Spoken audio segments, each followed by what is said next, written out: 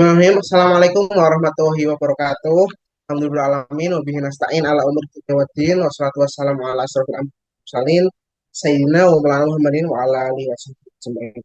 Itu yang kami hormati Pres 1, yang kami hormati Presidium 2, Presidium 3, Presidium 4 dan juga Presidium 5 yang telah melakukan acara yang insya Allah berkah ini.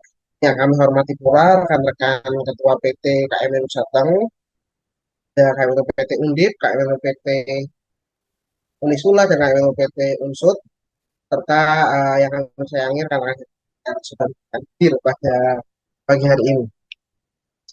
Bersyukur kehadirat Allah, semesta alam, yang telah memberikan kita limpahan rahmat, hidayah, nikmat iman, nikmat waktu, serta nikmat lainnya yang tidak bisa kita sebutkan. Tak lupa mari kita sama-sama haturkan salawat pada baginda Nabi Muhammad Shallallahu Alaihi Wasallam. Semoga kelak kita semua termasuk ke dalam pengikutnya, termasuk ke dalam jamaahnya kelak di barisan beliau belum lahir. Juga teman-teman, selamat datang di KMN Goes to School, sebuah acara yang diinisiasi oleh KMN Nasional yang tujuannya adalah untuk mensosialisasikan atau memperkenalkan dunia kampus kepada rekan-rekan teman-teman yang masih berada di jenjang SMA, dan juga sebuah wadah sharing teman-teman, supaya kita bisa saling mengerti dan juga mengenal apa itu dunia perkuliahan, apa itu kuliah itu ngapain aja, serta bagaimana sih nanti kita bersosialisasi. Ya, oleh karena itu saya di sini memerankan diri sebagai moderator, dan juga nanti ada beberapa bicara yang akan berikan pengalaman ya, sharing-sharing terkait dengan hal-hal tadi. Namun tak lupa, sebelum mulai acara ini, mari kita sama-sama baca Fatihah untuk membuka acara ini supaya acara ini diberkahi oleh Allah Subhanahu wa taala. Aladina walikum salih al-Fatihah.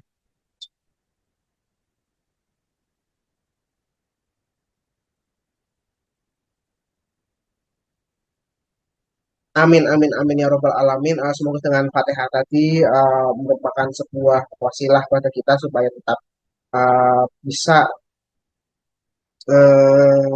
saling mendoakan sedang membuka acara itu. Berikutnya, mari kita sama-sama dengarkan opening speech yang akan disampaikan oleh Presidium 5, oleh Mas Faisal Fakih. Silakan Mas Faisal Fakih, apakah suara saya terdengar Mas Faisal?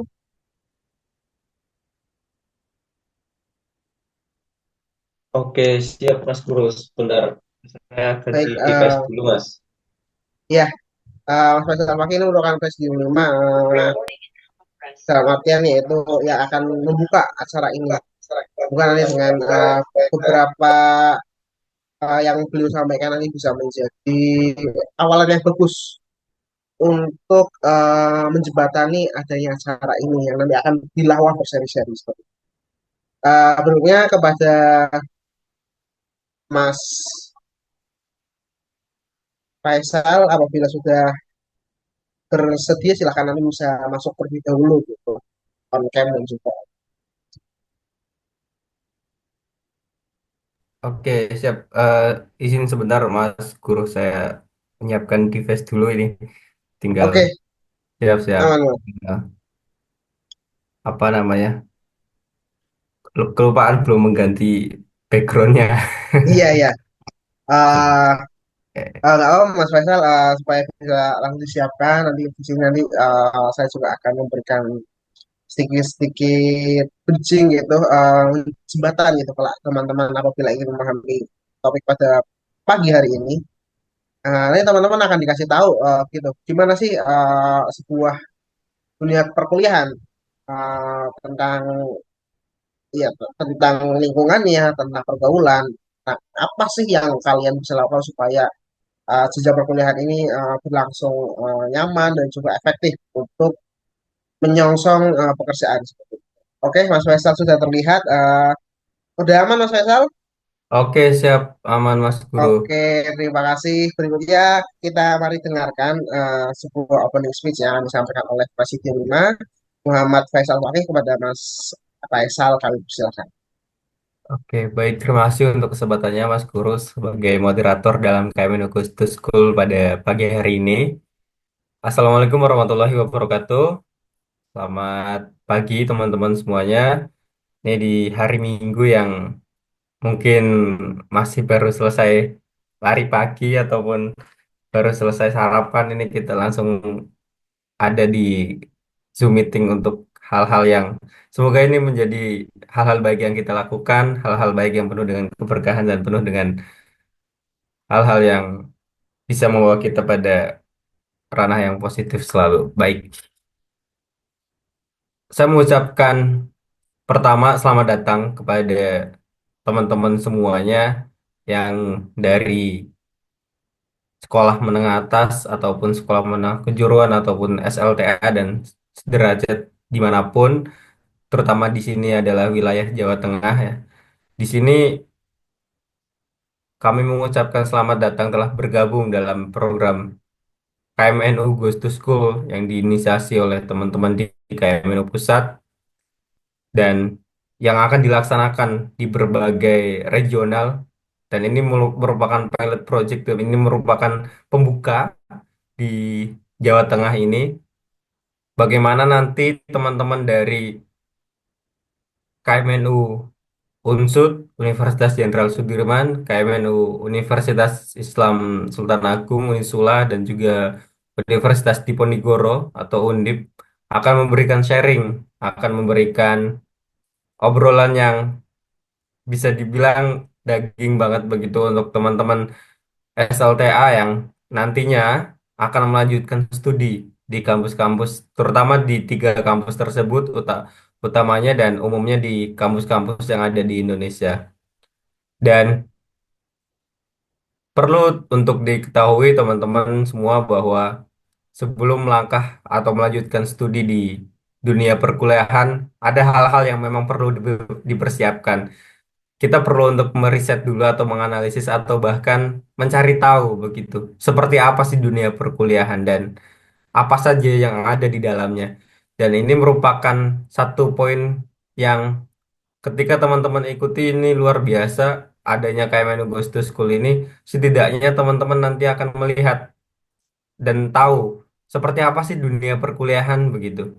Seperti apa organisasi-organisasi di perkuliahan itu berjalan dan bagaimana keluarga mahasiswa Nahdlatul Ulama atau KMNU itu ada di dalam universitas-universitas yang terutama di Jawa Tengah ini dan khususnya di tiga kampus yang sudah saya sebutkan tadi.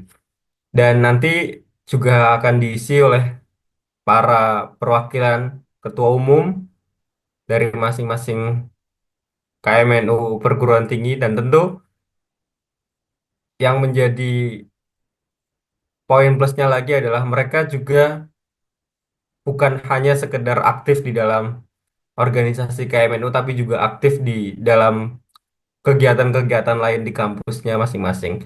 Sehingga ini tentu akan menjadi pengalaman buat teman-teman dan menjadi pengetahuan baru sehingga teman-teman bisa mempersiapkan nanti ketika sudah akan memasuki dunia perkuliahan, teman-teman sudah tahu mind mappingnya, teman-teman sudah tahu rencana kemana akan kalian lakukan di dalam kampus dan tentu kami akan tunggu teman-teman untuk bergabung dalam kami di keluarga mahasiswa Nahdlatul Ulama sebagai bagian yang terus untuk bisa melakukan hal-hal baik, hal-hal positif, memberikan dampak, dan berkolaborasi, serta menciptakan inovasi yang luar biasa.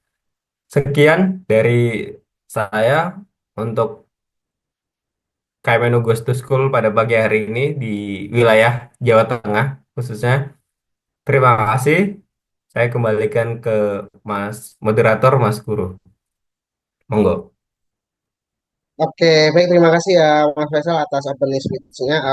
Tadi teman-teman betul yang diarahkan oleh Mas Faisal bahwa ini merupakan sebuah acara yang sangat baik dan juga acara yang sangat langkah teman-teman, bagaimana kita semua saling belajar gitu, karena cara kita navigating our college era gitu. Nanti kita bisa tahu kita diarahkan kemana, uh, supaya kita tidak tersesat. Terima kasih Mas Faisal atas uh, sambutannya dan juga beberapa masukannya. Berikutnya adalah teman-teman, saya akan membacakan sedikit rundown mungkin yang akan kita lakukan pada siang hari ini. Nanti kita akan ada sharing session teman-teman. Uh, Nanti akan bentuknya seperti talk show teman-teman. Nanti ada saya sebagai moderator, kemudian pembicaranya nanti kita perkenalan satu-satu, yaitu dari MUU Unsud, ada Mas Faiz Alfata, beliau merupakan ketua KMNU Unsud, yang nanti akan memberikan bagaimana cara beliau atau bagaimana uh, beliau mengatur dunia perkuliahannya gitu selama di Unsud. Selain itu nanti ada Mas Falah dari KMNU Unisula pun sama, ini juga akan diberikan dari segi sudut pandang KMNU Unisula, sudut pandang bagaimana beliau berkuliah di Unisula, dan yang terakhir nanti ada Mas Teddy dari KMNU Undip, yang akan memberikan pengalamannya pada rekan semua. Mohon tolong pada teman-teman selaku pembicara bisa on cam, dan juga uh, pada Mas host, press bawah tolong nanti bisa dipin ya tiga rekan-rekan kita ini supaya bisa terlihat secara konstan ke depan gitu.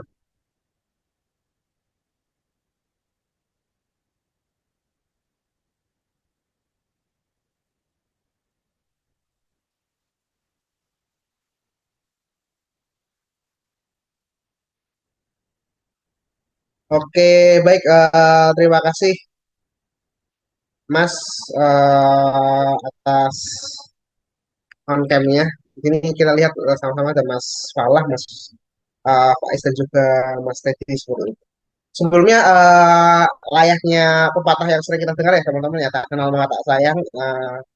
Alhamdulillah kenal, jadi sayang-sayang juga sama aja bohong gitu teman-teman. Mari kita sama-sama berkenal kepada masing-masing public speaker kita pada malam atau pada siang hari ini. Pertama, mohon Mas Faiz, apakah suara saya terdengar Mas Faiz? Terdengar, Mas.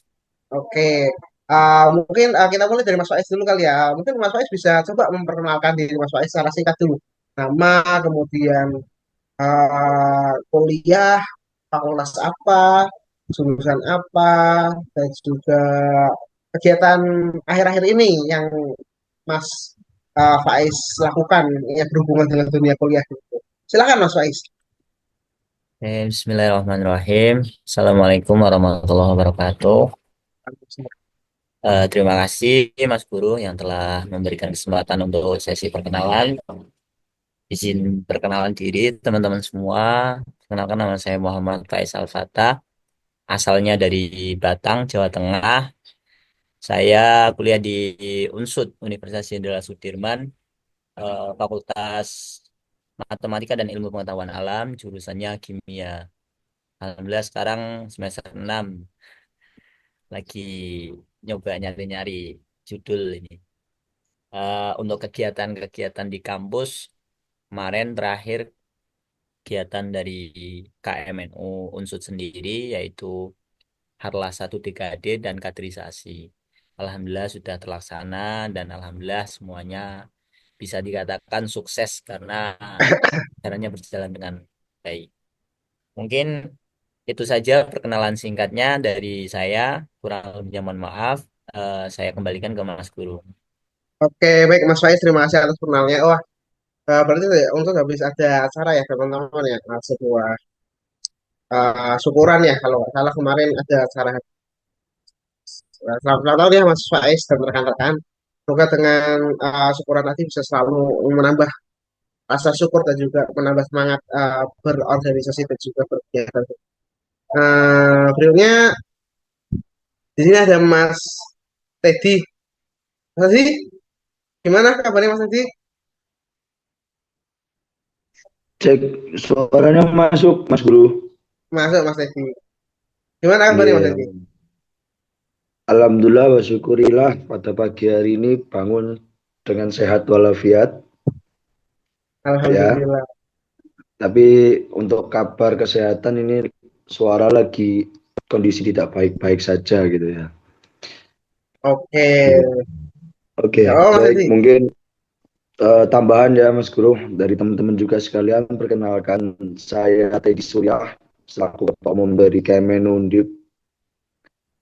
Untuk di sini kabar dari teman-teman KMN Undip mungkin kurang lebih hampir sama kayak teman-teman Unsud gitu ya. Baru minggu kemarin terakhir itu pelaksanaan dari kaderisasi kita dari diklat muda kita yang pertama, dan alhamdulillah juga ada tambahan keluarga baru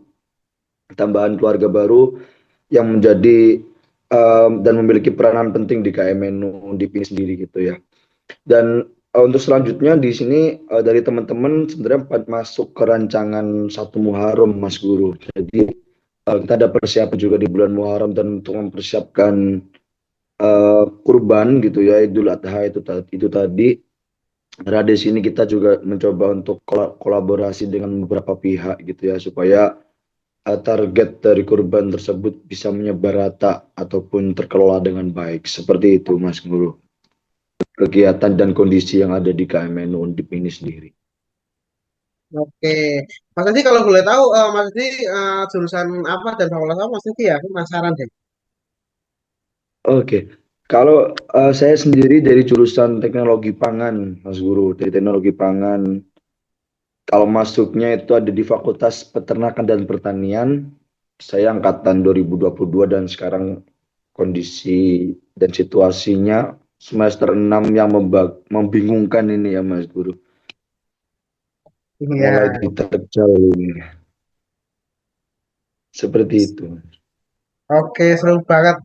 Pasti setiap semester selalu ada tantangan nih. Mungkin ya nanti dari Mas Faiz, kemudian Mas Teddy, nanti Mas Fala pun nampaknya juga akan punya sudut pandangnya gitu. Kayak dengan Betul. eh, tantangan masing-masing saat masa kuliah gitu.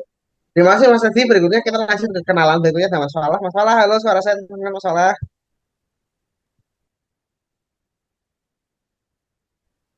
Ini sudah terdengar belum je?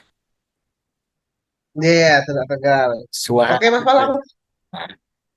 Nah, pas sebelumnya perkenalkan nama saya Ahmad Falah dari Fakultas Keguruan Ilmu Pendidikan FKIP Prodi PGSD Unisula. Nah, apa Oke. itu? Selanjutnya gimana, Mas? Saya asalnya Kegiatan dari Demak, asalnya dari mana? Nah, dari Demak. Nah, untuk KMNU Unisula sendiri, kegiatan akhir-akhir ini yaitu kebetulan kemarin kan itu Mas, kita kan habis mubes. Jadi apa kegiatan terakhir kita yaitu raker dan juga nanti insya Allah setelah UTS ini kan lagi UTS, minggu-minggu UTS.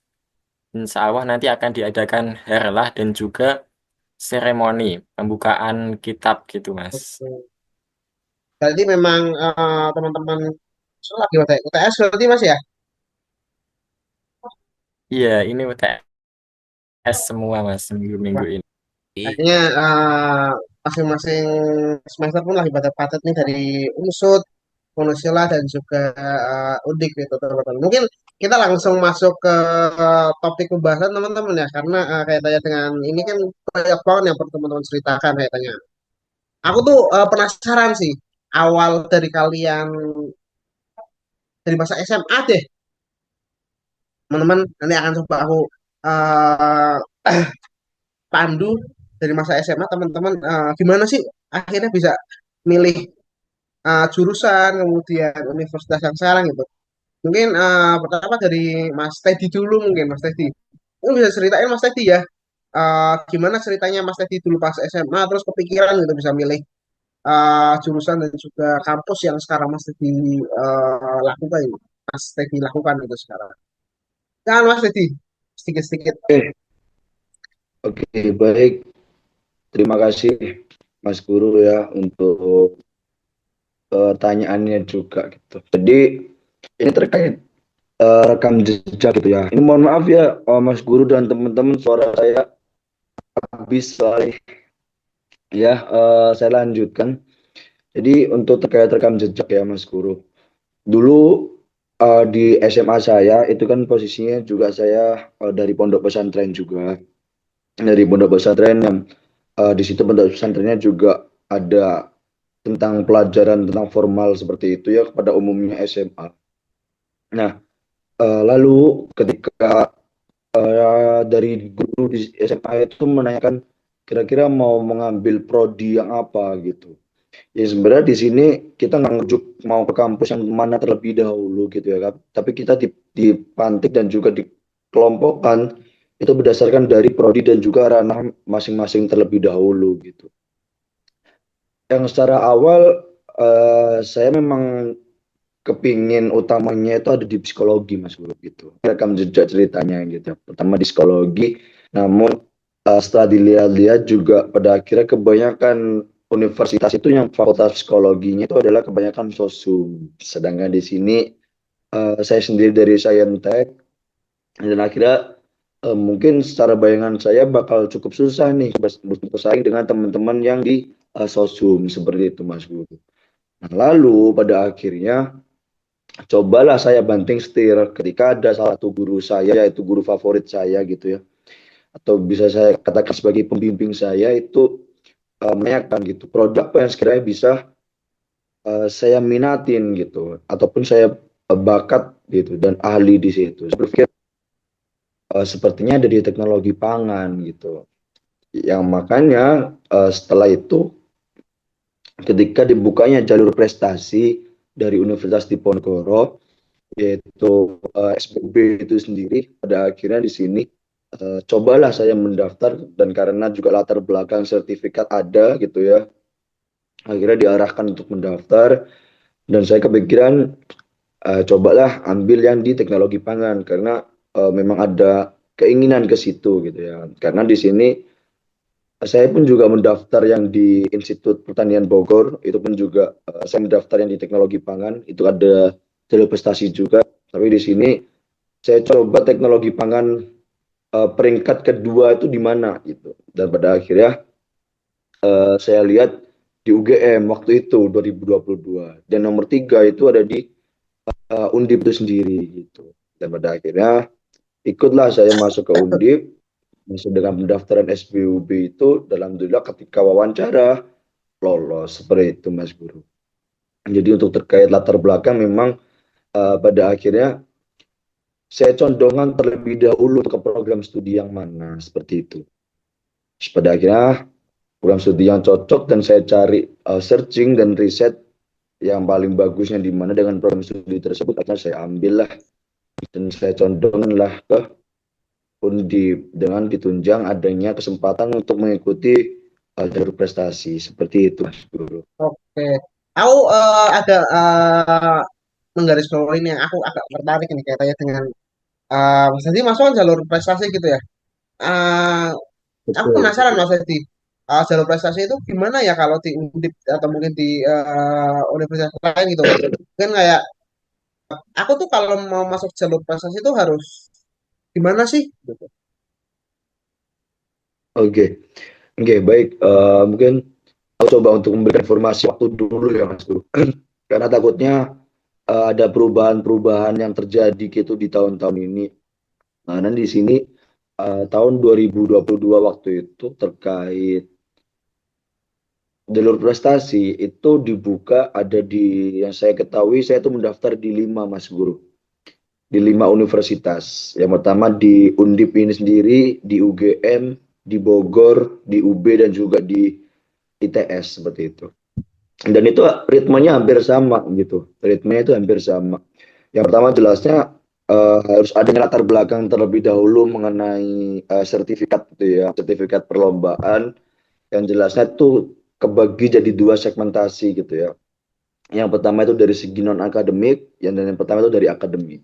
Dan akademik itu lebih kecondongannya ada pada kayak dunia riset, terus ilmiah dan juga kayak apa ya lomba-lomba esai dan lain sebagainya seperti itu. Itu yang di akademik gitu Mas Gur.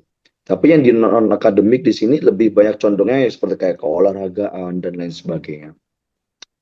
Dan di sini untuk pendaftarannya tuh sebenarnya nggak terlalu susah ya Mas Guru, dan nggak semuanya tuh ada tahapan wawancara gitu. Jadi yang pertama itu ada tahapan berkas terlebih dahulu yang diseleksi, dan selanjutnya itu masuk ke tahapan wawancara gitu. Tapi yang saya ketahui di sini baru Undip dan UGM. Kalau di UGM tuh namanya PBUB, kalau nggak salah itu ya, PBUB itu sih. Dan ya konsepnya hampir sama sih Mas Guru gitu. Jadi kalau misal dari teman-teman sekolah gitu ya, dari teman-teman SMA yang memang concern ataupun suka ikut perlombaan, mending manfaatkan lomba dan ataupun sertifikatnya itu tadi untuk masuk kuliah. Itu sangat menyenangkan sekali tuh Mas Guru. Kita bisa kepotong uang pangkal juga seperti itu sih. Oke.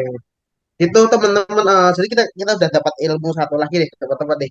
Ternyata kalau masuk kuliah itu nggak sebenarnya itu banyak teman-teman, nggak hanya lewat SNM ya. Kalau zaman dulu aku tuh angkatan 2020 ada namanya SNMPTN, seleksi berdasarkan nilai rapot. Kemudian ada SBMPTN, ini seleksi bersama seluruh yang ingin kuliah diseleksi berdasarkan nilai psikotes dan lain-lain. Kemudian ada ujian mandiri gitu. Ini sama tes tapi penyelenggaranya adalah universitas masing-masing. Ini kita dengar lagi ada yang namanya seleksi jalur unggulan gitu. Mungkin masing-masing universitas namanya beda-beda ya Mas Legi dan juga teman-teman ya.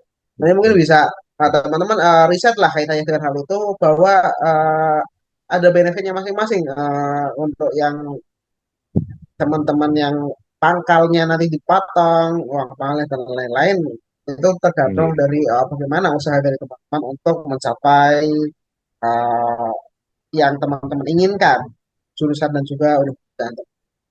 Oke, terima kasih Mas Teti. Berikutnya aku pengen beralih ke Mas Faiz. Halo Mas Faiz. Halo Mas. Aku penasaran Mas Faiz. Mas Faiz kan jurusan kimia kalau nggak salah Mas Faiz ya. Iya betul. Nah, kenapa kimia Mas? Dan kenapa unsur? Panjang ceritanya Mas. Nah, iya, aku penasaran nih gimana coba. Jadi kenapa saya masuk di jurusan kimia itu awal mulanya saya emang sudah di apa ya dipersiapkan lah bahasanya mungkin sama guru saya almarhum. Beliau tuh karena mungkin dari hampir satu sekolahan itu eh, yang agak mudeng ya bahasanya bukan bisa tapi agak mudeng itu saya gitu. Akhirnya beliau kayak kepengen untuk menjadikan saya sebagai generasi kimia gitu.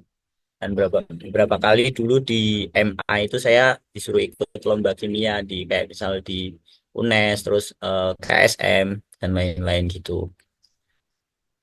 Seiring berjalannya waktu sampai tiba di apa ya namanya pendaftaran dulu tuh pakainya LTMPT ya Mas. Kalau dulu, kalau sekarang kan udah nggak ada LTMPT ya kalau nggak salah. Iya, Udah kalau nggak salah. gugur atau gimana itu. Nah dulu tuh kan konseling satu angkatan kan disuruh konseling sama BK-nya masing-masing untuk daftar kuliah di mana dan sebagainya. Alhamdulillah saya lolos di seleksi untuk ikut SNMPTN. Kalau dulu namanya SNMPTN, kalau sekarang SNBP ya. Nah pas lolos itu saya itu pertama milihnya sebenarnya bukan kimia mas. Justru malah saya itu pertama milihnya matematika karena ya nggak tahu ya kalau matematika di strata SMA tuh kayak enak aja gitu. Ternyata di universitas kok nambah kopier gitu ya. Nah, sayangnya karena ternyata yang milih matematika itu nggak satu doang. Akhirnya saya disuruh ngalah sama BK. Kan kamu kan masih punya nilai bagus selain matematika. Itu ada kimia sama fisika. Nah, akhirnya mau nggak mau saya ngalah buat teman saya. Akhirnya saya milih di kimia.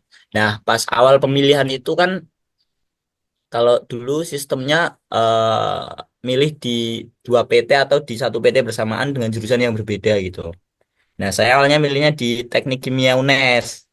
Cuman karena saya pernah diceritani sama guru saya bahwa alma mater kita itu sekarang pada tahun saya itu lagi di blacklist gara-gara angkatan dulu itu keterima SNMPTN tapi nggak dilanjutin gitu. Akhirnya UNES kasih peringatan keras lah di alma saya. Nah, dari situ saya langsung putar balik ke Unsur.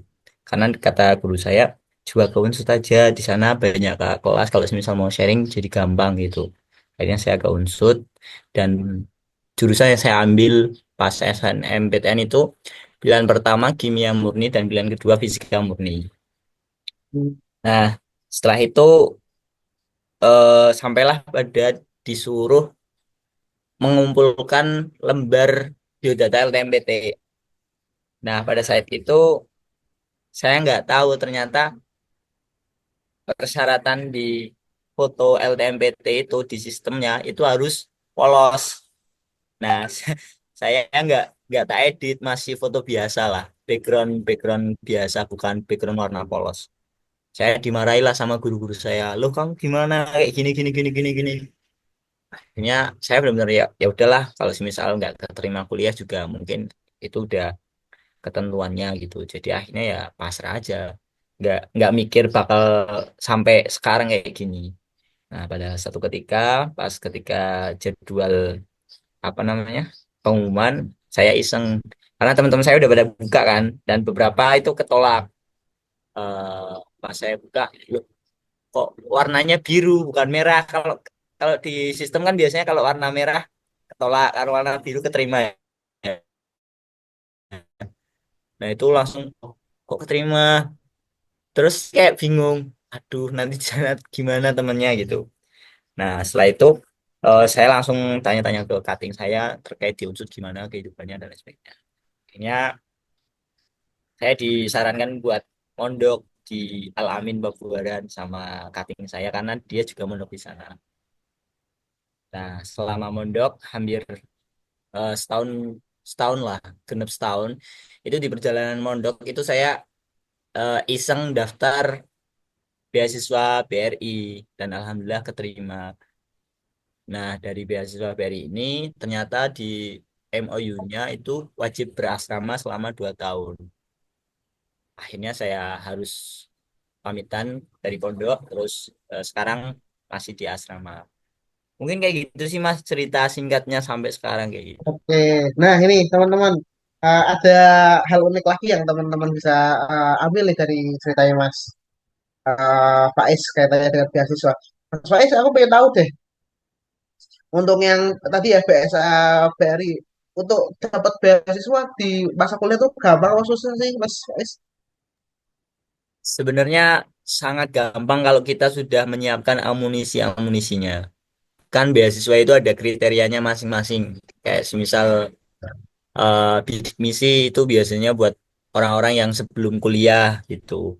Terus kalau beasiswa yang pas kita masih kuliah itu juga ada, baik yang dari semester 1 sampai semester terakhir. Cuman kebanyakan beasiswa itu yang jangkanya panjang itu pendaftarannya dari semester 3. Ada yang dari semester 3 dan ada yang dari semester 5 6. Nah, tinggal teman-teman nanti nyari info yang lebih jelas dan detailnya. Terus pokoknya berkas-berkas itu kalian harus selalu siapkan, kayak misal eh, legalisir ijazah, terus nilai-nilai dan lain sebagainya. Bahkan sampai dulu saya sempat daftar beasiswa Pemda, itu disuruh minta surat rekomendasi WD3. Alhamdulillah dulu kan WD3-nya ternyata baik ya, dan sekarang juga sangat baik sama saya gitu. Jadi malah beliau langsung mendukung, kamu daftar beasiswa ya udah sini sini, langsung langsung ditandatangan, enak banget sumpah. Nah, dari situ mungkin teman-teman bisa, pokoknya intinya tentang beasiswa itu teman-teman harus aware, jangan ngandelin apa ya, sesuatu yang kadang menurut teman-teman lah ini aja lah satu, jangan kayak gitu.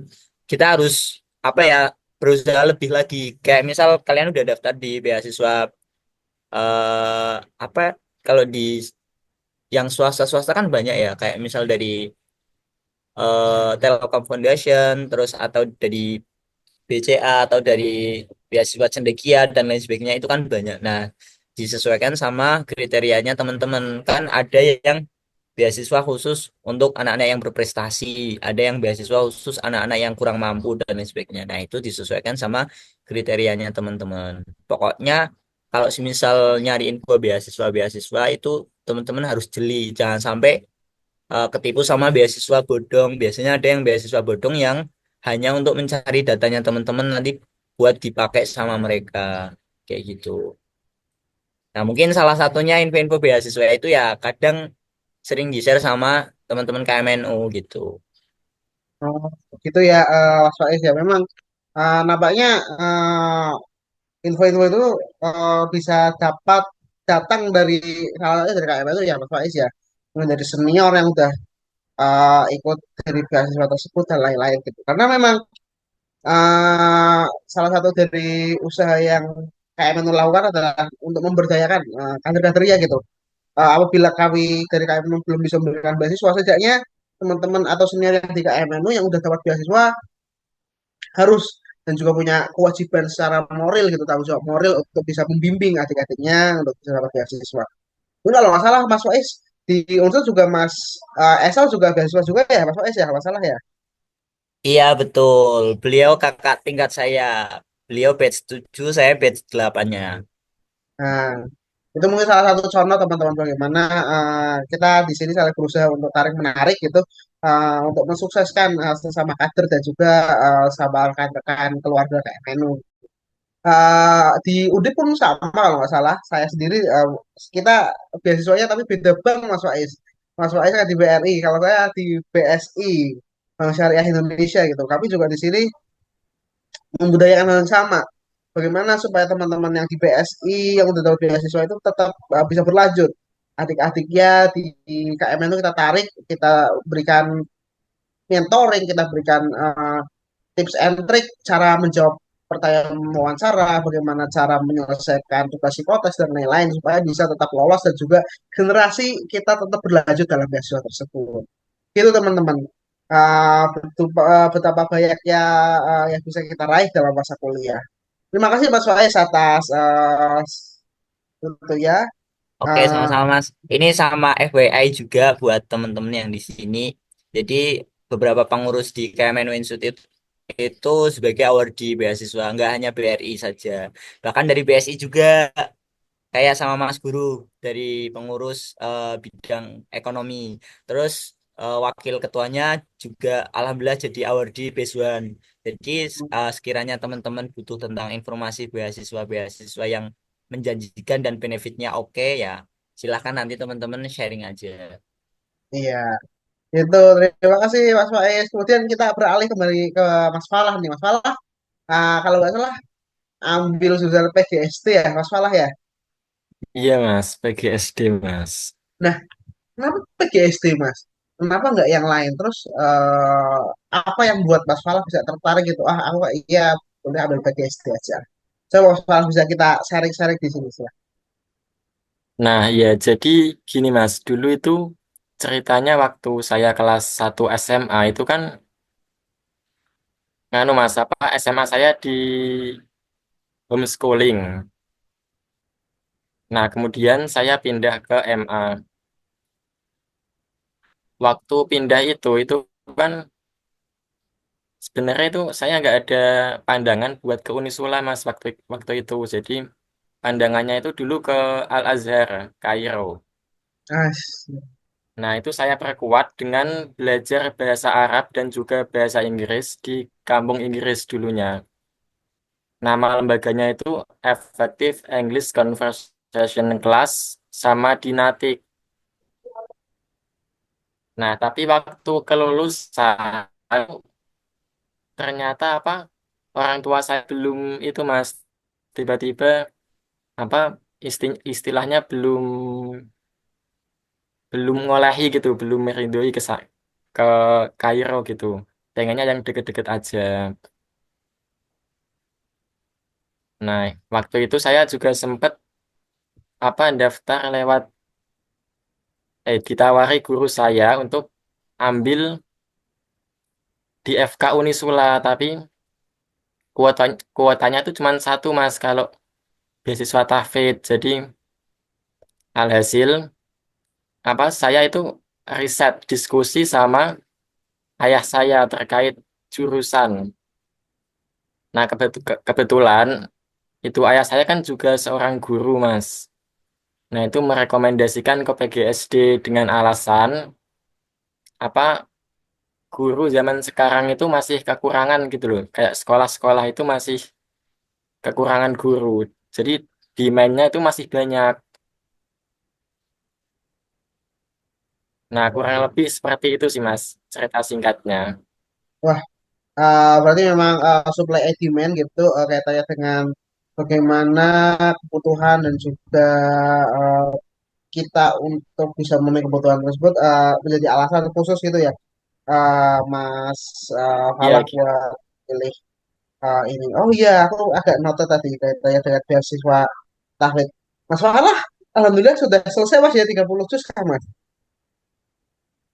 nah, alhamdulillah itu ya saya dulu menyelesaikan 30 juz waktu SMP, Mas. Jadi kelas 1 SMP mulai, kelas 3 alhamdulillah sudah selesai. Lalu, Pun kalau iya, nggak salah apabila sudah hafiz gitu pun banyak beasiswa yang bisa didapatkan ya Mas Falah ya. iya, Mas. Tapi karena itu, Mas, karena dulu juga saya sempat daftar di Undip dan juga di UNES. Tapi waktu di UNES itu Mas, ada kayak surat rekomendasi tidak mampu gitu kalau beasiswa TAFED dulu waktu angkatan saya. Nah, kebetulan saya nggak bisa nggak bisa apply di UNES karena terkendala itu tadi. Oke. Nah, ceritanya memang menarik nih teman-teman. Masing-masing dari pembicara kita di sini punya background yang beragam dan juga tidak sama satu sama lainnya gitu. Jadi sebuah apa ya pengembangan topik yang agak seru apabila kita kupas satu persatu dari masing-masing pihak gitu. Berikutnya aku mau tanya gitu teman-teman. Eh, Teman-teman kan pasti ada dari masa kuliah ke masa SMA pasti akan ada kebingungan gitu. Nanti kuliah tuh ngapain aja sih, terus belajarnya gimana dan lain-lain gitu. Aku juga pengen tahu sih teman-teman ketika kuliah gitu ada rasa kaget gitu nggak? Belajar di kuliah tuh ternyata gini beda gitu sama masa SMA. Terus ketika belajar di masa kuliah, oh pelajarannya susah-susah ya. Terus guru-gurunya nggak yang memandu satu persatu gitu. Aku pengen tahu dong cerita teman-teman ketika belajar di masa kuliah gitu. Mungkin kali ini aku pengen tahu dari Mas Falah dulu, mungkin Mas Falah. Silakan Mas Falah bisa cerita-cerita gitu. Nah, ya izin masuk ya Mas Guru. Jadi waktu saya pertama kali masuk ke kuliah itu sebenarnya agak culture shock gitu. Soalnya itu kan kayak background saya awalnya kan di pesantren. Jadi kayak ngelihat orang pacaran itu masih asing. Jadi kayak orang cewek cowok gandengan tangan lalu ada ngedate itu masih asing. Jadi agak kena culture shock gitu. Nah, lalu cara saya untuk mengatasi hal tersebut itu saya berusaha kayak cari-cari organisasi yang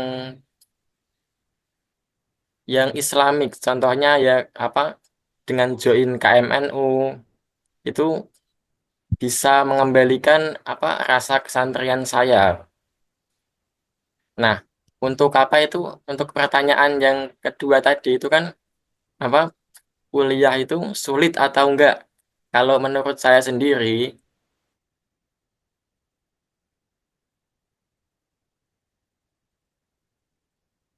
Mas Falah, halo. Namanya Mas Falah, ah, jaringannya jadi sedang soalnya itu ya kalau dalam PGSD itu malah justru lebih mudah. Sebentar. Soalnya mudahnya itu gimana Mas? ya gimana Mas Guru? Mudahnya Gimana Mas? gimana? Oh, Mudahnya itu mudah. gimana? Mudahnya itu gini, pelajarannya itu kayak kalau dalam PGSD itu nggak terlalu sulit soal, tapi lebih ke apa reiterasi kayak kita itu harus konsisten gitu loh. Jadi kadang kan penyakit kita itu bukan karena susah, tapi karena malas. Nah, itu yang menjadi kendala mungkin. Oke, menarik sih kaitannya dengan pandangan dari Mas Falah kayak tadi kuliah PGSD, terus apakah susah enggaknya, culture shock-nya, kemudian bagaimana cara Mas Falah menyelesaikan culture shock itu dengan salah satunya join di KMNU supaya tidak terlalu kaget apabila melihat teman-teman yang berpacaran dan lain. Oke, makasih Mas Falah. Berikutnya aku mau menuju ke Mas Faiz nih. Gimana Mas Faiz? Masa-masa kuliah Mas Faiz, kesusahan kah terkait dengan pelajaran? Kagetkah ketika SMA pelajaran gitu-gitu aja, ketika masuk SMA kok ada tiba-tiba rumus-rumus yang tidak kita kenali dulu pas SMA, kemudian masa-masa kuliah Mas Faiz diisi kegiatan apa aja sih? Monggo silahkan Mas Faiz bisa cerita ke kami. Share. Oke, terima kasih Mas Guru. Eh, Mungkin aku hampir sama sama Mas Falah ya. Cuman case-nya kalau aku dulu kan nggak mondok gitu. Jadi ya nggak terlalu kaget. Nah, yang paling menjadikan kaget itu dulu kan pembelajaran di MI itu hampir 2 tahun online ya gara-gara COVID. Nah, itu materi kan kita nggak bisa menyerap 100%. Orang yang tatap muka langsung aja kadang masih bingung, apalagi ini yang hanya di depan layar gitu. Nah, setelah masuk di semester awal-awal, benar-benar kayak anak yang baru belajar rumus lagi gitu loh. Terkait kayak misal tentang rumus kimia-kimia dan lain sebagainya, bahkan di matematika terapannya gitu. Sampai pada satu ketika kayak kepengen udahlah nggak usah kuliah gitu. Gara- Gara-gara nggak nggak bisa adaptasi gitu. Apalagi jamnya itu benar-benar padat banget. Semester awal itu udah ada praktikum. Tambahkan dulu masih di pondok. Jadi baru bisa nugas untuk akademik itu jam 11 atau jam 12 ke atas. Karena habis maghrib sampai jam 11-an itu ada kegiatan pondok. Jadi ya habitsnya selama hampir 1 tahun ya kayak gitu. Jadi ngerjain sampai jam 1 jam 2 nanti jam 4 atau setengah 5 bangun subuhan, kegiatan lagi kayak gitu muter sampai di semester awal itu hampir kena tipes Mas. Masuk rumah sakit 2 kali gara-gara shock nggak bisa ngatur manajemen dan lain sebagainya lah. Ya, tapi itu benar-benar kayak memberikan dampak yang luar biasa sih buat kedepannya. Jadi lebih teratur, lebih termanajemen, dan benar-benar bisa membedakan antara prioritas dan nggak prioritas. Mungkin teman-teman di sini banyak lah ya yang cara membedakannya gitu. Kalau saya sendiri mungkin lebih ke 4 hal. Yang pertama mungkin yang penting mendesak, terus yang kedua yang penting tidak mendesak, dan sampai yang terakhir itu tidak penting dan tidak mendesak. Itu harus dibagi skala-skalanya seperti itu. Jadi biar kedepannya itu benar-benar sekalipun itu gagal ataupun fatal itu nggak benar-benar fatal banget gitu. Termasuk manajemen dalam berorganisasi juga gitu. Jadi benar-benar waktu itu nggak bisa diputar ulang. Jadi kalau kalian nggak ngapa-ngapain ya nanti nggak ada hasil gitu loh. Mungkin kurang lebihnya kayak gitu Mas Guru. Oke, aku tertarik ini. Apalagi bagaimana survive-nya ketika Mas Faiz tadi pondok, kemudian kuliah, kemudian ada kegiatan non akademik lain gitu. Nah, tadi kan udah di sharing tuh kayaknya dengan manajemen skala prioritas penting, tidak penting dan lain-lain gitu. Penting mendesak, tidak penting mendesak dan lain-lain. Itu teman-teman bisa cari itu. Keywordnya adalah manajemen waktu, rumus manajemen waktu ini ilmu lagi teman-teman dari teman-teman cara gitu. Gimana cara kita memanajerial waktu bisa diterapin kok teman-teman dari usia manapun semakin itu semakin itu. Mas Faiz, aku penasaran Mas Faiz, kegiatan selain akademik yang Mas Faiz lakukan di kampus itu apa aja sih Mas? Mungkin kalau semester awal itu masih FOMO-FOMOnya ya Mas. Kayak ngikutin kegiatan sana sini, belum tahu arahnya kemana. Awal awal semester itu saya nyoba ikut di himpunan jurusan karena emang di hima saya itu sangat berpengaruh sekali dalam akademik terkait apa namanya awetan praktikum terus terkait tutorial dan materi-materi yang dari senior-senior atau kating-kating yang udah pernah ngambil gitu. Jadi ya organisasi itu sangat penting salah satunya untuk eh, penunjangan di akademik juga, nggak melulu di kegiatan-kegiatan luar akademik gitu. Terus yang kedua mungkin nyoba ikut join organisasi keagamaan ya, yaitu KMNU karena emang basically-nya kan mondok ya. Jadi kalau misal nyari organisasi lain kayak misal organisasi yang nggak berbau dengan keagamaan tuh kayak masih kurang gitu loh. Rasanya kayak ada yang belum lengkap gitu. Jadi akhirnya saya ngimbangin di organisasi di internalnya saya ikut organisasi himpunan dan di eksternalnya saya ikut KMNU. Itu Hmm, Mas Biro. menarik nih teman-teman tuh rumus dari Mas Faiz kaitannya dengan memilih kegiatan. Aku juga ikut sharing ya teman-teman ya. Kalau aku tuh dulu ketika maba itu mungkin benar kata Mas Faiz, aku ketika awal masuk 2020 masih online bentar gitu ya. Aku tuh ikut berapa UKM ya? Empat kalau nggak salah. UKM universitas, UKM fakultas, KMNU, satunya lagi komunitas di luar gitu. Nah, teman-teman, kita tuh kalau aku dulu patokannya gini, milih UKM atau milih kegiatan itu kita pilih tiga jalur teman-teman. Satu UKM akademik ini supaya menunjang kaitannya dengan kegiatan akademik dan juga pengetahuan teman-teman kayak di dalam eh, jurusan dan juga di dalam profesi yang teman-teman gitu. Salah profesi kelak itu UKM akademik. Yang kedua itu UKM senang-senang yaitu di mana teman-teman bisa mencurahkan kepusingan, kemudian hobi teman-teman dan lain-lain itu tuh diselesaikannya di ini UKM senang-senang ini. Silakan teman-teman mau cari teman, cari apapun itu di UKM yang senang-senang ini untuk bisa have fun. Yang terakhir adalah kegiatan UKM agama. Karena apa teman-teman di dunia kuliah itu nggak seperti masa SMA yang kita dipandu dan kita dibimbing gitu dengan orang tua. Kadang juga ada yang di mondok, ada yang di kos dan lain-lain.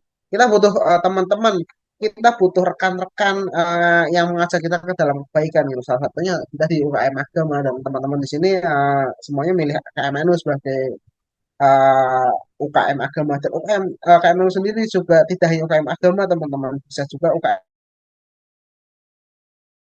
profesi. Jadi KMU udah bisa mencakup tiga tipe organisasi tadi yang aku sebutkan. Seperti itu. Berikutnya yang terakhir Mas Teddy gimana? Aku pengen denger Mas Teddy. Kegiatan masa-masa kuliah Mas Teddy juga ini nampak seru banget. Aku juga kebetulan dari Undip teman-teman. Aku lihat Mas Teddy kegiatannya full dan juga sangat menyenangkan. Mungkin bisa diceritain Mas Teddy kegiatan selama masa kuliahnya.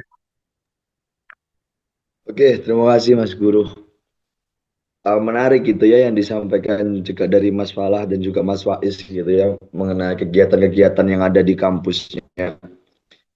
Oke, pada akhirnya saya ngelihat, oh ternyata yang repot ini nggak cuma saya sendiri ini, yang ngerasa culture shock ini cuma nggak cuma saya sendiri gitu ya. Oke, jadi yang pertama dari konteks ini ya Mas Guru tentang mungkin peralihan gitu ya atau transisi dari persekolahan menuju ke dunia perkuliahan gitu ya Mas Guru.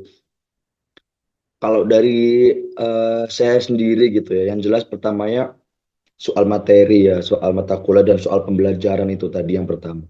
Ini jujur kalau dari dulu waktu SMA itu ya bisa dikatakan kegiatan padat kan juga posisinya ada di pondok gitu ya Mas Guru ya. Jam setengah tiga harus bangun, posisi ngaji harus sampai setengah enam dan jam tujuh juga udah harus siap untuk sekolah sampai pada akhirnya jam 4 gitu. Itu kegiatan itu padat banget gitu.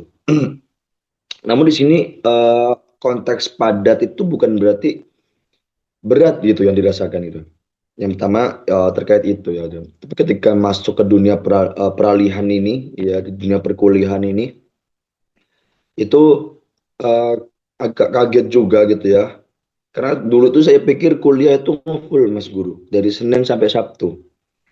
Itu saya dulu tuh berpikirnya seperti itu. Karena kan pada akhirnya oh ternyata nggak semua setiap minggu itu pada akhirnya Senin sampai Sabtu gitu. ya patennya Senin sampai Jumat dan kadang Sabtu itu juga ada praktikum. Dulu waktu semester 1 bener mungkin saya dengan Mas Guru tipikal orang yang sama gitu ya. Ikut kegiatan sana sini untuk pada akhirnya coba mencari relasi, coba mencari gimana sih orang itu mengartikan sebuah kehidupan kayak gitu Mas Guru.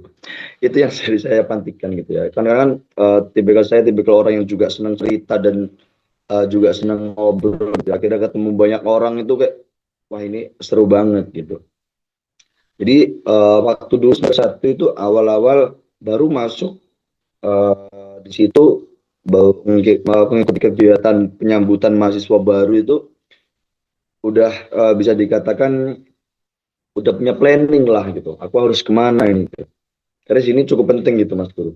Nyambung dari yang disampaikan Mas Faiz tadi gitu ya, bahwa terkait skala prioritas juga gitu.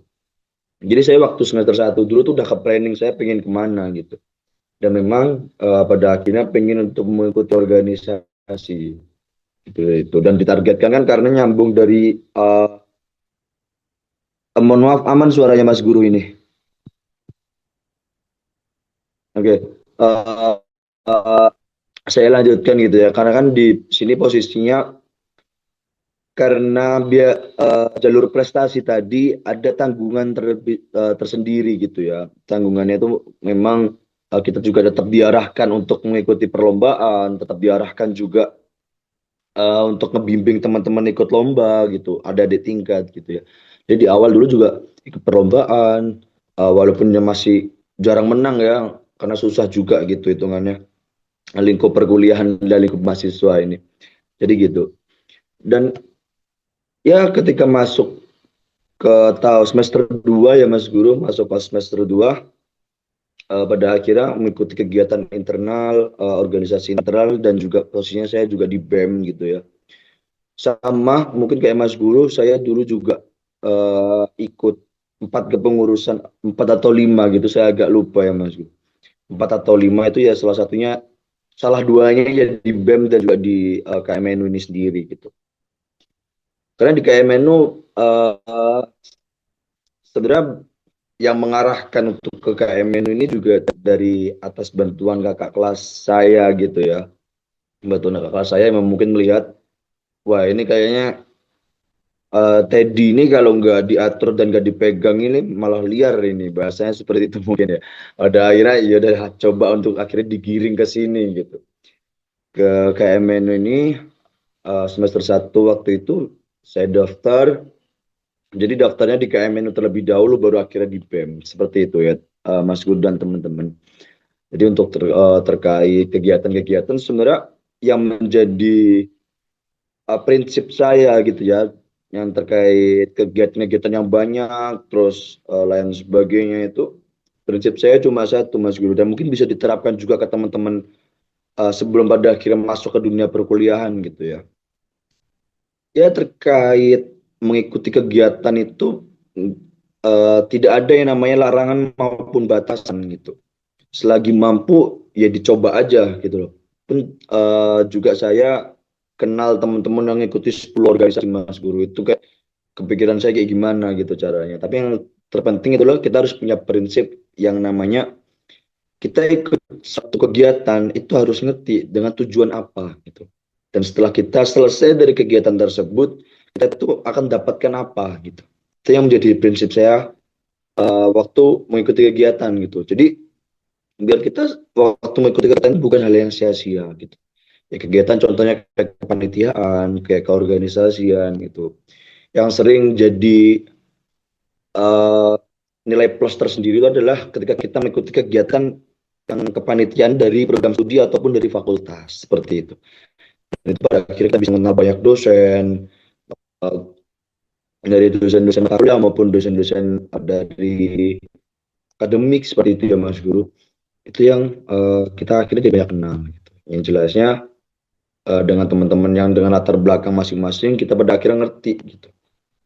Oh ternyata kita ini ada yang senasib ya ternyata gitu. Oh ternyata ada yang nasibnya lebih baik ya. Oh ternyata ada nasibnya yang lebih buruk ya seperti. Akhirnya kita belajar itu nggak hanya dari sisi kitanya sendiri gitu. Kita belajar dari sisi orang lain juga. Itu yang pada akhirnya menjadi prinsip saya juga seperti itu Mas Guru. Mungkin itu yang bisa saya sampaikan Mas Guru. Menarik banget teman-teman.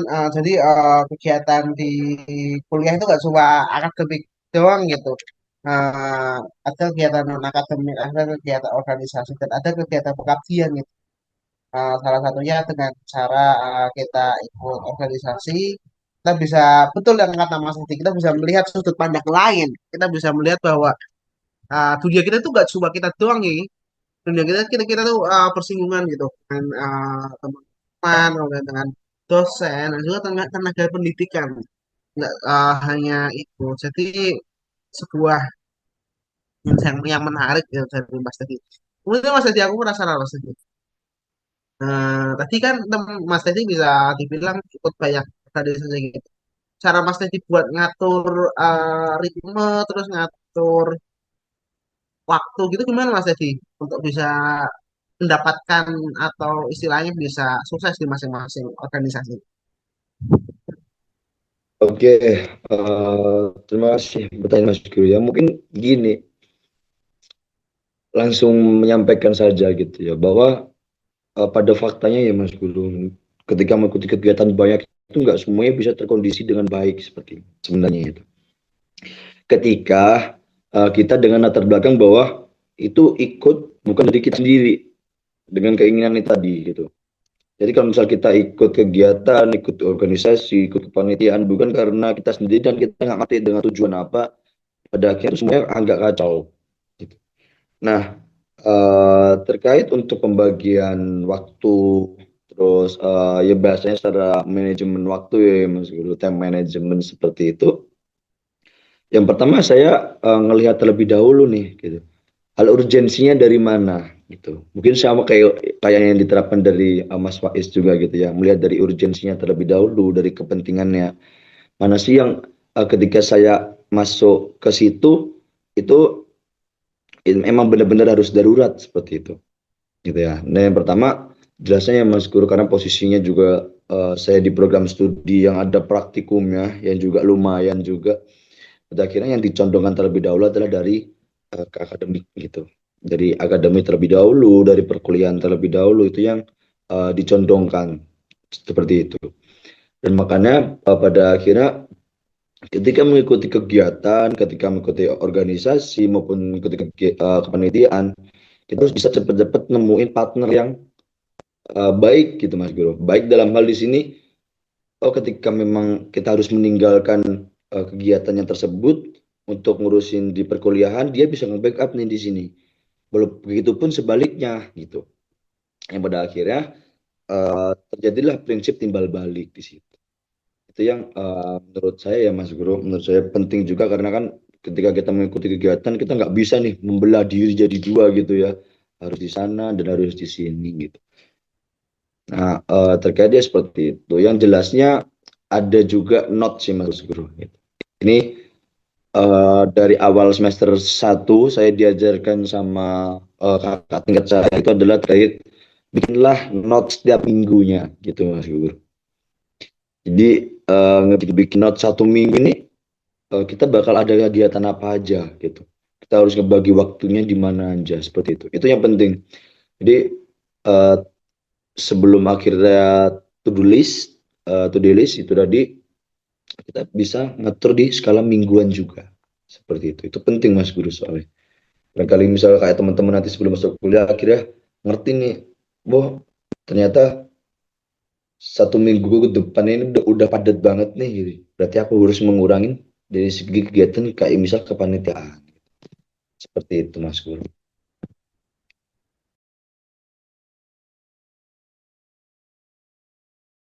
Oke, menarik banget teman-teman nih. Segmen masing-masing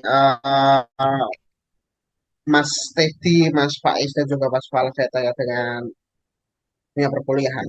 Kemudian nih, ini pertanyaan yang agak menggelitik dan juga itu sih seru sih. Teman-teman, kita kan kepikiran ya masa ternyata pas kuliah itu semua teman-teman tuh berkumpul dari seluruh Indonesia di universitas masing-masing ya. Ada yang dari Batak, ada yang dari Jawa, ada dari Sunda, ada yang dari Papua dan lain-lain gitu berkumpul di universitas masing-masing. Pasti kan pergaulannya semakin campur, semakin seru dan juga kadang itu uh, di luar adat kita gitu. Nah, aku pengen tanya sih teman-teman, gimana teman-teman bisa menjaga pergaulan dan juga menjaga tanda kutip ibadah teman-teman gitu loh di masa perkuliahan gitu. Kan agak susah ya. Aku sih jujur melihat hal ini sebuah tantangan sendiri gitu. Walaupun ibadah memang kewajiban, tapi kan lingkungan juga mempengaruhi. Aku mungkin tanya ke Mas Falah dulu kali. Mas Falah gimana Mas kaitannya dengan fenomena tersebut pendapat Mas Falah? Nah, izin masuk ya Mas. Jadi kebetulan itu kan apa di Sultan Agung itu kan dari universitasnya itu udah ada apa backgroundnya Islam Mas. Dan juga alhamdulillah itu juga rata-rata di situ juga dari NU. Nah, kalau dari saya sendiri menanggapi apa kayak pergaulan bebas seperti itu mungkin yang pertama saya itu kuliah dan disambi itu Mas apa di pesantren. Jadi selain kita belajar apa di perkuliahan ilmu dunia, kita juga apa perlu belajar ilmu akhirat untuk memperkuat kayak apa akidah-akidah kita gitu Mas. Mungkin salah satunya itu. Oke, mantap Mas Faiz, ya Mas Falah kaitannya dengan. Iya sih, aku baru ingat kalau di emang di sana di Unisula itu kebanyakan Islam Mas ya. Ada gak teman Mas Falah yang nonis gitu? Oh, kalau teman saya itu ada satu sekelas Hmm. itu ada satu yang nonis. Oh, jadi sebenarnya pun lebih agak terjaga ya kaitannya dengan lingkungan sendiri gitu. Oke, ini Iya. sudut pandang Unisula agak menarik sih karena aku melihat uh, aku kira tuh di Unisula tuh juga ada beberapa banyak orang Kristennya ternyata enggak ya.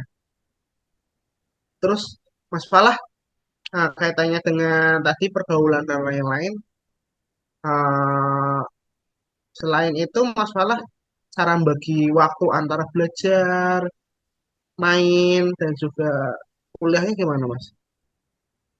Oh, kalau itu gini Mas, kalau dulu itu apa semenjak saya apa waktu pertama kali kuliah itu sudah kita itu membentuk planning dalam diri kita sendiri. Jadi kita ke depannya mau jadi apa itu harus kita tanamkan sejak kita mulai kuliah itu. Kalau seumpamanya saya ini pengen jadi guru.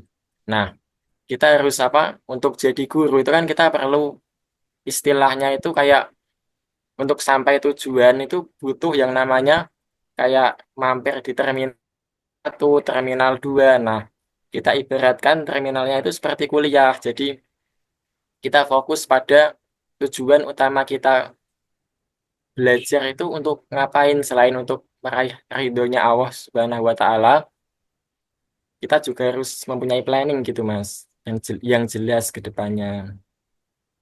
Oke, jadi udah di tandai lah untuk planning ke depannya gimana gitu. Untuk Mas Faiz sendiri, kelak kalau mau ketika gitu Mas Faiz ketika kuliah gitu, Mas Faiz pernah ngerasa kalau kuliah itu kan juga pergaulannya banyak, beragam. Dan juga pasti temennya nggak cuma baik-baik semua Mas Faiz. Nah, Mas Faiz, gimana cara untuk tetap menjadi apa ya? Jadi manusia yang seharusnya manusia gitu. Tetap ada hubungan belum minawahnya. Itu gimana Mas Faiz? Oke, mungkin ini aku ada cerita Mas. Jadi dulu pas ketika di pondok itu saya merasa lebih tentrem ya, karena emang belum terjaga, baik dari sholatnya, baik dari ngajinya dan lain sebagainya. Tapi setelah keluar dari pondok dalam tanda kutip di asrama, pindah ke asrama, itu kaget dengan segala culture dan adaptasinya. Tapi untungnya beasiswa break scholarship itu sangat religius, Mas. Jadi tiap pagi itu kita selalu ada majelis zikir, namanya majelis zikir Al-Maksurat. Wajib itu. Nggak ada toleransi apapun. Mau kegiatan semalam apapun dan lain sebagainya, wajib harus ikut majelis zikir itu. Nah, dan beberapa program-program dari beasiswa ini lebih menunjang dalam keagamaan. Bahkan ada eh, mentoring atau program tahsin. Jadi benar-benar kita itu dibimbing untuk menjadi orang yang intelek tapi berwawasan agama juga gitu. Nah, di sisi lain mungkin kalau teman non-Islam gitu ya, kalau di Unsud kan PTN ya, jadi negeri lebih umum gitu. Bahkan teman saya sendiri itu nonis, jadi mau nggak mau saya harus belajar bagaimana cara bertoleransi, bagaimana cara eh, menghargai mereka sebagai seorang manusia dan lain sebagainya itu benar-benar harus diejawantahkan biar mereka itu merasa bahwa orang Islam itu benar-benar rahmatan lil alamin. Mungkin yang agak crashnya itu kadang kan mereka nggak tahu gimana apa namanya cara menghargai kayak semisal kita lagi mau sholat atau lagi puasa kadang kan mereka nggak tahu ya ibadah-ibadah kita jadi kayak tiba-tiba eh, di sela-sela waktu mereka ngajak main gitu dan lain sebagainya padahal kita jadwalnya mau mau sholat jadi ya kadang agak rikuh gitu cuman ya mau nggak mau ini kan kewajiban jadi nggak ada toleransi buat mengikutinya gitu terus mungkin untuk menunjang lebih kuatnya lagi cari lingkungan yang benar-benar mendukung juga sih Mas karena lingkungan itu sangat berpengaruh di kampus ketika teman-teman eh, lebih sering bergaul dengan orang-orang yang jauh dari agama ya nanti outputnya teman-teman merasakan sendiri dan ketika teman-teman lebih sering bergaul dengan teman-teman yang sistem keagamanya lebih kuat ya teman-teman nanti merasakan sendiri karena beberapa kali saya pernah berteman dengan orang-orang yang nggak pernah sholat minum-minum dan lain sebagainya ya karena aku kepengen menggali ya kenapa sih mereka seperti itu gitu setelah saya rasakan kena juga saya kena imbasnya maksudnya kayak kadang malas-malasan mau sholat ya tapi tetap sholat terus buat minum-minuman dan lain sebagainya kadang ya kayak penasaran gimana sih rasanya orang-orang minum kayak enak buat ngilangin stres dan lain sebagainya tapi kayak tak pikir-pikir apa esensinya ya minum-minum kayak gitu ngabisin duit terus habis itu teler dan lain sebagainya nah hal-hal kayak gitu kadang kita itu punya penasaran tinggi terhadap hal-hal negatif tapi kadang kita lupa apa namanya pondasi kita atau counter kita itu belum sekuat itu loh. Nah, mungkin hal-hal itu bisa di alternatifkan atau bisa diformulasikan dengan kita ya di sisi lain mungkin kita tetap punya teman yang seperti itu untuk menjaga apa namanya keharmonisan teman ya. Tapi di sisi lain teman-teman juga punya penguatnya mungkin salah satunya dengan ikut berorganisasi keagamaan dan lain sebagainya. Nah, salah satu cara saya itu ya dengan ikut di organisasi KMNU yang mana tiap weekendnya itu ada kegiatan rutinan kayak semisal rotiban atau yasin tahlil atau ngaji kitab kuning itu membuat saya merasa masih tetap di pondok walaupun saya sudah nggak mondok gitu Mas. Mungkin kurang lebihnya seperti itu Mas Guru. Oke, menarik banget nih teman-teman bahwa ada perbedaan gitu antara PTN dan juga PTS. Jadi Mas Falah merasa bahwa di Unisula lebih homogen lingkungannya, lebih banyak teman-teman Islami dan juga itu. Di Mas Faiz kerasa bahwa ya ada sedikit perbedaan, agak sedikit heterogen. Teman-temannya pun ada yang non-Islam, kemudian Islamnya yang mabuk-mabukan dan lain-lain. Menarik sih. Kalau dari saya sendiri itu apa? Jadi masa SMA itu kan tidak bisa datang dua kali. Nah, justru ketika kita dalam masa SMA itu bukan untuk dihabiskan apa untuk bersenang-senang, tapi untuk bersungguh-sungguh mengejar cita-cita. Jadi gitu sih Mas Guru. Oke, terima kasih Mas Fal atas pesannya. Gitu tuh teman-teman tuh. Jadi Ya. lakuin sebisa mungkin dengan serius. Berikutnya Mas Teddy coba Mas kalau kasih satu pesan gitu ke teman-teman SMA yang menuju ke masa kuliah. Mas Teddy mau kasih pesan apa? Oke, terima kasih Mas Guru. Mungkin untuk terkait pesan gitu ya. Sebenarnya konteksnya kurang lebih sama kayak yang disampaikan Mas Wala ya Mas Guru. Jadi di sini memang pada akhirnya tolong diartikan terkait masa kuliah itu bukan masa yang pada akhirnya kita ada kebebasan untuk apapun gitu. Jadi masa kuliah itu ditujukan untuk masa transisi kita menuju masa kedewasaan. Yang dimana masa kedewasaan itu juga perlu dan juga bakal menjadi dampaknya dari masa di sekolah gitu Mas Guru. Jadi masa SMA-nya dia tuh seperti apa, nanti bakal pengaruh juga ke masa di perkuliahan gitu. Dan di masa perkuliahan nantinya juga bakal berpengaruh juga ke masa kedewasanya gitu. Jadi terkait yang disampaikan Mas Walah tadi, saya cukup setuju juga gitu ya bahwa kesungguhan di awal masa sekolah atau di SMA itu memiliki pengaruh juga untuk ke masa di perkuliahan itu tadi gitu. Di sekolahnya dia seperti apa dan di kuliahnya dia juga nanti bakal jadi seperti apa gitu. Itu ada pengaruhnya seperti itu Mas Guru. Jadi kalau dari kesimpulannya adalah hari untuk berpikir itu adalah sebuah momen di mana kita bisa memikirkan untuk jenjang ke depannya juga gitu. Jadi satu hari di masa sekolahmu di SMA itu bakal pengaruh juga untuk ke jenjangmu setahun 2 tahun ke depan. Seperti itu Mas Guru. Oke, menarik banget nih.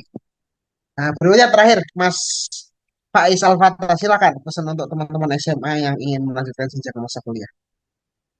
Oke, ah menarik ya. Aku coba narik dari Mas Fala dan Mas Teddy ya, terkait apa namanya keseriusan teman-teman dalam belajar ketika masa-masa SMA itu sebagai pondasi awal teman-teman.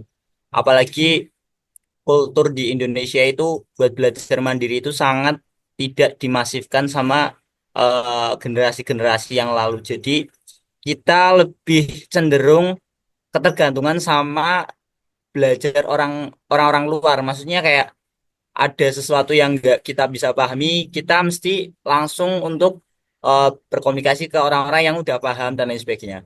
Jarang untuk coba nganalisis sendiri dan lain sebagainya. Nah, mungkin ini pesan buat teman-teman siswa ya, untuk kedepannya sering-seringlah untuk berlama-lama duduk, sering-seringlah untuk berlama-lama membaca, sering-seringlah untuk berlama-lama mencoba belajar sendiri. Karena sejatinya kalau semisal kalian sudah di universitas, belajar itu bukan tuntutan, belajar itu malah menjadi kebutuhan kita. Bahkan kalau saya sendiri mengartikan belajar itu adalah sebagai kebutuhan pokok. Kalau saya nggak belajar, saya mati seperti itu.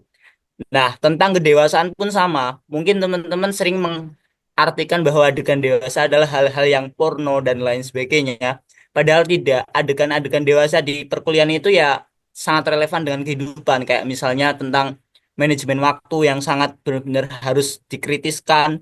Terus tentang pengelolaan kebutuhan pokok dan lain sebagainya. Itu adalah adegan-adegan dewasa yang kadang teman-teman belum merasakan di masa-masa SMA. Tapi ketika nanti teman-teman di masa-masa perkuliahan, itu banyak sekali adegan-adegan dewasa yang bakal teman-teman rasakan. Rasanya jadi perantau, rasanya jadi apa namanya manusia yang sendiri ketika sakit nggak ada orang dan lain sebagainya. Itu adalah adegan-adegan dewasa yang bakal kalian rasakan. Makanya mungkin sembari menunggu teman-teman masuk di dunia perkuliahan, mungkin teman-teman bisa mencoba melatih untuk lebih mandiri, lebih berdikari, lebih coba untuk bisa menghasilkan sesuatu dengan karyanya teman-teman sendiri tanpa eh, menyandarkan ke orang tua atau ke guru teman-teman. Jadi lebih bisa mandiri. Tapi tidak melupakan untuk selalu berkolaborasi. Beda ya, antara mandiri dan berkolaborasi itu bukan salah satu tolak belakang, tapi lebih ke mandiri itu value prinsip dasar buat teman-teman bisa mengerjakan secara utuh, tapi dengan dirinya sendiri. Tapi kalau kolaborasi itu prinsip untuk kerjasama. Jadi teman-teman jangan menyalahartikan tentang kemandirian berarti kita nggak usah kolaborasi, bukan seperti itu. Jadi lebih dibalancekan antara kemandiriannya dan kolaborasinya. Mungkin seperti itu Mas Guru. Oke, gitu teman-teman, pesan-pesan dari eh, para ketua PT di Indonesia datang dari Undip, Unsur dan juga Unisba. Kiranya teman-teman banyak sekali pelajaran yang bisa kita ambil hari ini. Saya sampai bahkan yang bingung gitu untuk merangkum itu gimana. Pokoknya teman-teman nggak bakal rugi deh kalau teman-teman bisa ikut acara KMN Goes to School, terutama untuk pagi hari. Dan juga apabila teman-teman penasaran, berikutnya akan banyak seri-seri KMN Goes to School berikutnya yang akan dipandu oleh moderator lain dan juga pembicara lain yang makin variatif. Gitu teman-teman. Selain itu teman-teman, supaya tidak lupa, eh, tadi sudah disebutkan bahwa banyak poin yang bisa teman-teman ambil di masa kuliah, salah satunya dengan kegiatan non akademik, supaya teman-teman tidak keblinger dan juga tidak susah atau salah jalan ketika nanti berkuliah. Aku rasa kita sama-sama benar-benar menyarankan teman-teman buat ikut KMNU deh. Kayaknya dengan ikut KMNU tuh teman-teman bisa dapat segala esensinya, baik dari akademik, kemudian dari senang-senang, have fun, dan juga dari segi pengabdian dan juga ibadahnya tetap terjaga. Itu teman-teman, sekian kami, saya mewakili teman-teman pembicara pada siang hari ini mengucapkan terima kasih dan mohon maaf apabila teman-teman kita itu melakukan kesalahan yang tidak sengaja. Dari saya juga sebagai MC mengucapkan terima kasih dan mohon maaf apabila ada kesalahan kata dan juga kata-kata yang menyinggung teman. Bisa kita tutup ya teman-teman, kita berjumpa di KMN Business School berikutnya. See you teman-teman. Wallahul muwaffiq ila aqwamit thoriq. Mari kita tutup dalam baca hamdalah dan doa kafaratul majelis. Alhamdulillah alamin subhanahu wa bihamdihi asyhadu an la ilaha illa anta astaghfiruka wa atubu ilaik. Wassalamualaikum warahmatullahi wabarakatuh. Waalaikumsalam warahmatullahi wabarakatuh. Waalaikumsalam warahmatullahi Waalaikumsalam wabarakatuh. warahmatullahi wabarakatuh.